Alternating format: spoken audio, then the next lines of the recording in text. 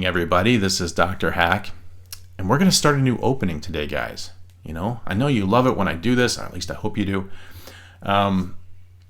There's a reason why I want to do this today, and I want to show you something.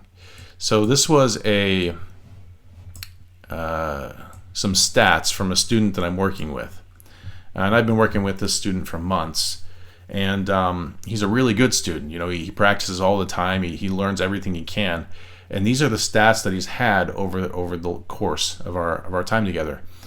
This is from chess.com, and this is when he's playing white and he plays 1 e4. So he plays the king's pawn up 2. When his opponents play back their own king pawn, we get the Ruy Lopez, right? And this is his stats versus the Ruy Lopez. He's winning 179 games and losing 116. And there's a couple of draws in here, right? That's a massive amount of games. His rating is absolutely climbing because of this stat right here. Okay, that's huge. Now you go to the next one down, and this is the Scandinavian, or the center counter. This is an opening that I didn't expect to be here, and I don't get surprised that often. Okay, but I was surprised here. And if this many people are playing this opening right now, then this is popular. We'll call it popular in his rating pool. And we've got 51 games, and you can see that he's not performing nearly as well as he was in the Ruy Lopez. We need to push this white line up here so we can start gaining rating points in that one as well, since there are so many games happening there. Okay, and that's why I want to do this one today, the Scandinavian, the center counter. We need to knock this thing out and get it out of the way. So the center counter starts like this. Now, this opening is absolutely a time-based opening. I can see that some very, very high-level player could argue with me on that and say, no, that's a pawn structure-based opening. This is a time-based opening. I'm going to tell you what I mean and prove it, I think. I don't know if I can do that. We'll try. But what do I mean by time-based opening? Because that's going to be where the trouble lies in understanding. In chess, there are 3 parts to the game, right? There's time, there's material, and there's quality of the pieces. And you can describe the entire chess position using only those 3 words if you wanted to. Okay? And so when I think about the idea of time, I think about it this way. That chess actually is a finite game. It has a beginning, it has an end, and there's a bunch of moves in the middle, and we never know how many, but they will eventually end. So that means that every time you make a move, you are moving towards the conclusion of the game. You're moving towards the end, and you don't get it as many moves as you want. You're going to run out eventually, and that makes every move you make precious. It's worth something. We just have to figure out how much that is worth, and it turns out that value is knowable. Pretty cool. Let's turn on our computers to help us. And if you don't know how to read this, this plus sign means the computer thinks white's winning, and it thinks white's winning by this much, this many pawns. So 0.2 pawns. Okay.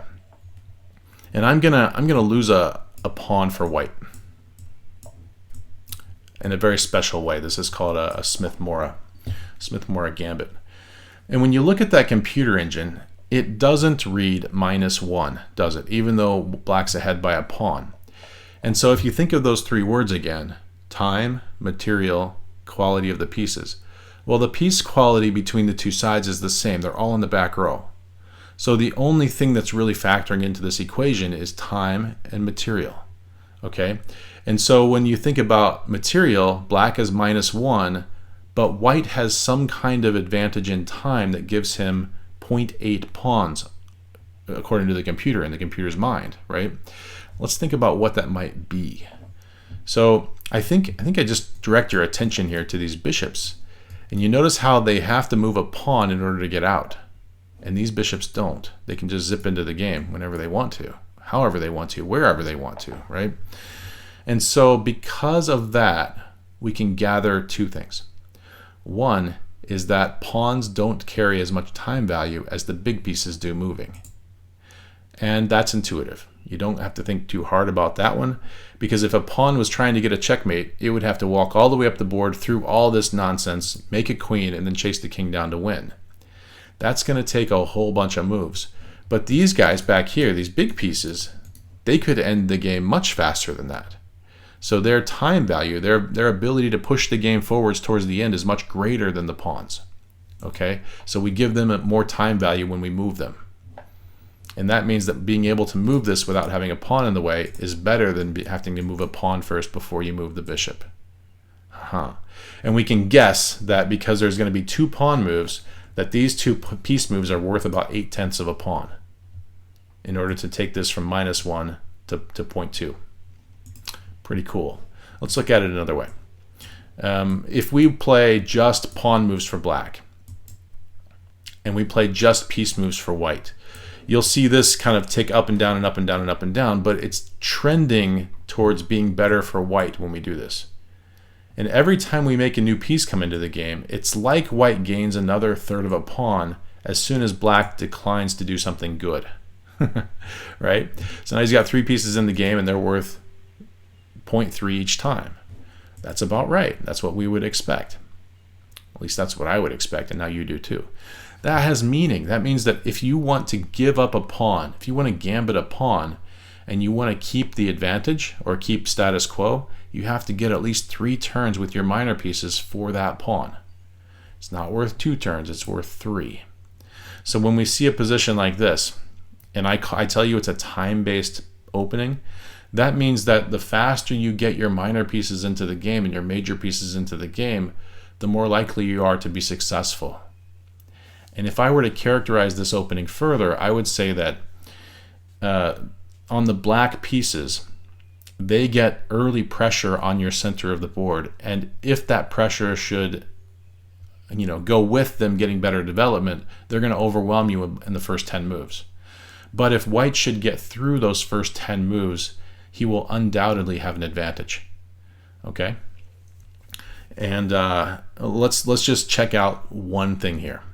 And that is, how do we gain time at the beginning of this opening? Okay, we're going to start by trying this knight move. And I'm going to turn this off. It's just going to get us confused. Okay, and if the knight comes in, that's kind of like the beginning of the game. We usually get the first piece in the game with white, so that's not anything special. But what if black were to chase this knight and we move it again?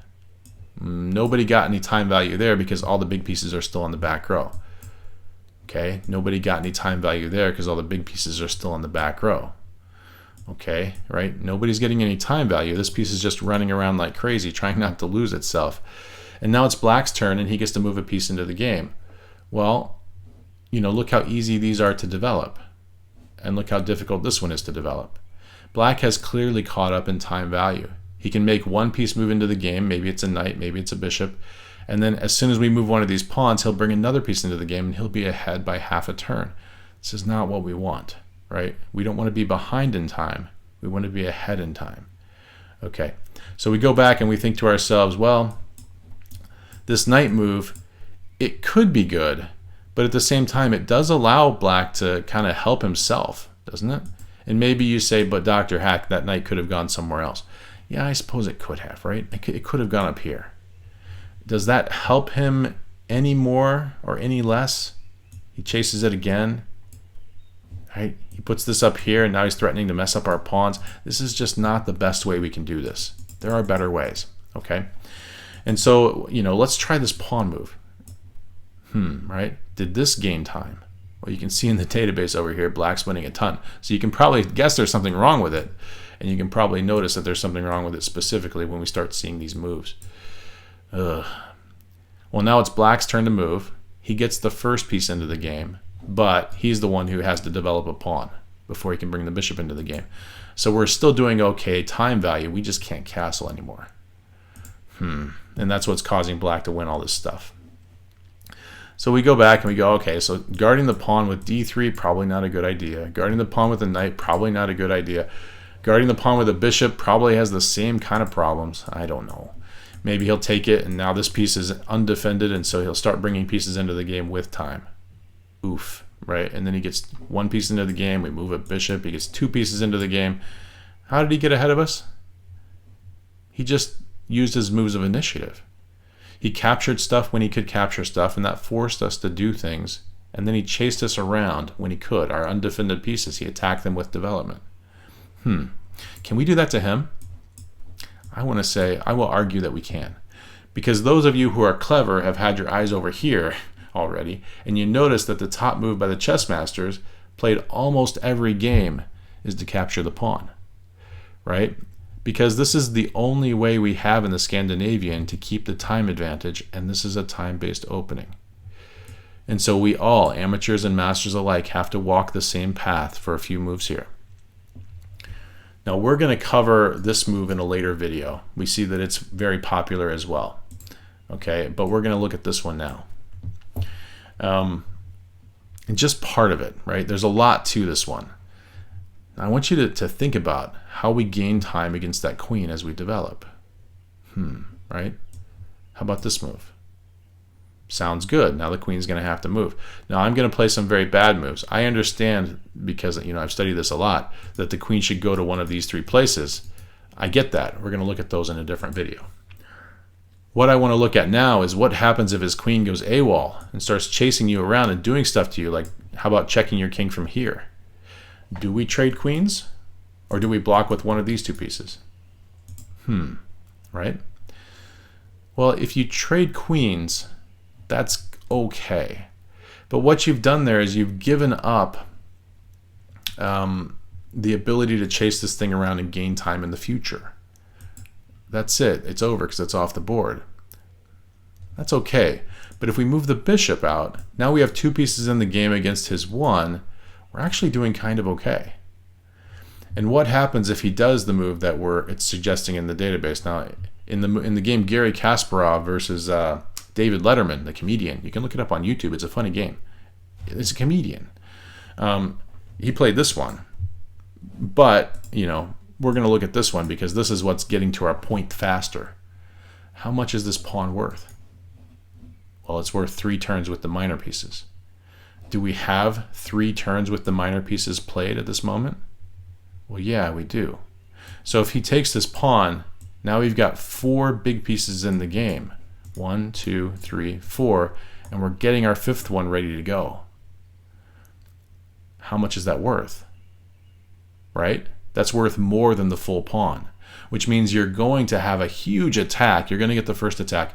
Hopefully you get your material back before that attack ends and before he catches back up in time. And then the game can go on. But you're going to notice something here. The computer thinks we're way ahead. Not just a little bit ahead, right? We've got so many pieces in the game coming at him so fast that he's just going to have real trouble defending. And that's how we can make that judgment call to lose the pawn on purpose, because we know how much that's worth now. And I do hope this helps somebody. We'll be back with the rest of this in future videos coming up soon. We'll see you then. Take care now. Bye.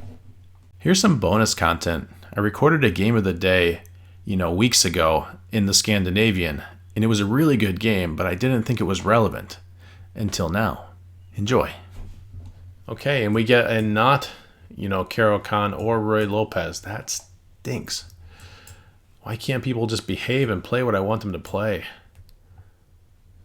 If he puts the bishop here, we get this nice little... Is he going to take it? He might. I was going to say, he might take it.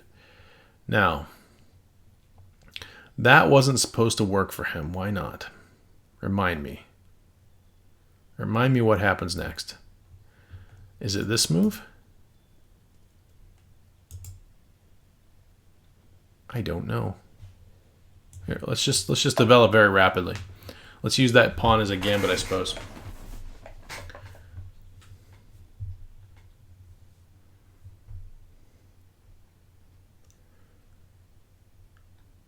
He tries to force the exchange issue, then we'll do something else.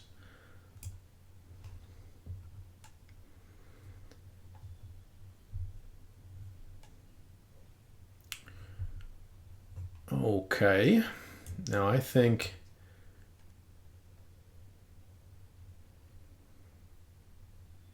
this is a fairly annoying square for him.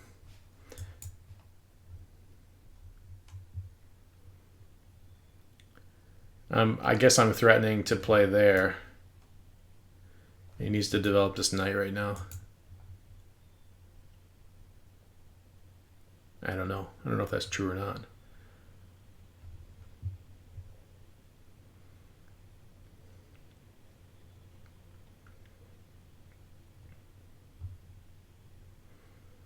Well, if it was or if it wasn't, he noticed something. So this is now interesting.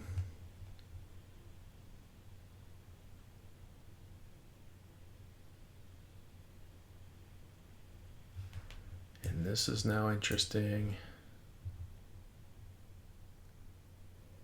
I'm trying to goad him into playing this because I think he wants to castle that way. But it's hard to say.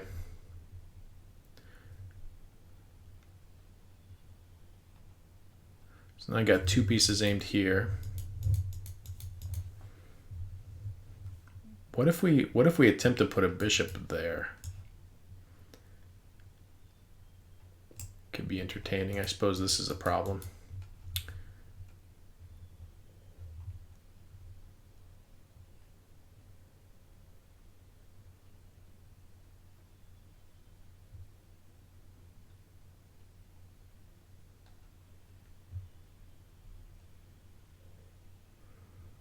Wow.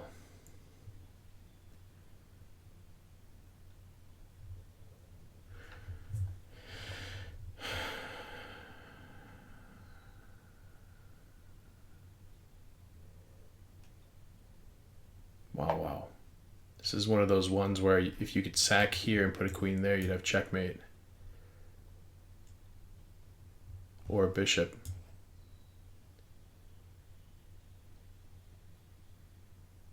We can just get his queen to move. So I'm looking at this move now. Okay, it doesn't work because of this guy.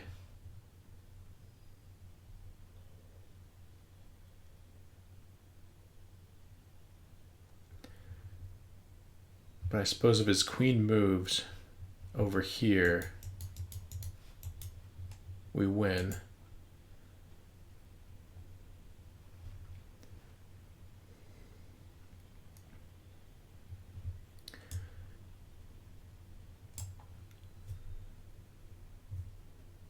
Huh. How do you make his queen move? If you were me, how would you do that?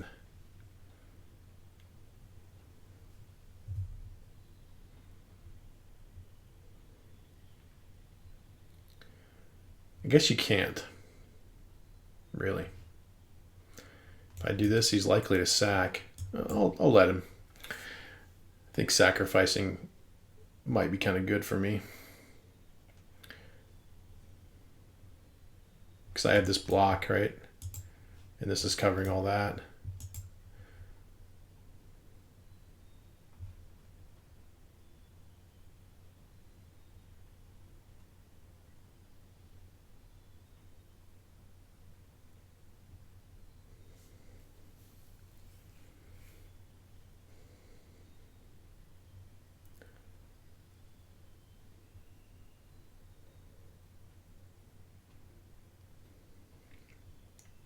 It's still there. If I can get his queen to move. If I can only get his queen to move. Maybe he just sees it and he's toying with me. Let's go off of that idea for a minute.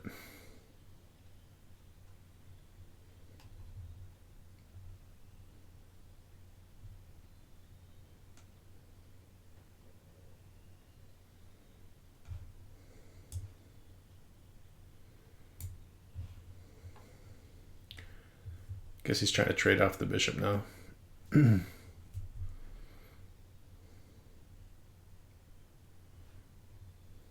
Oh, he might move the queen. Oh, I got to keep this on this diagonal now. This is happening, guys. This is happening. I'm so happy. Oh, he didn't see that one coming.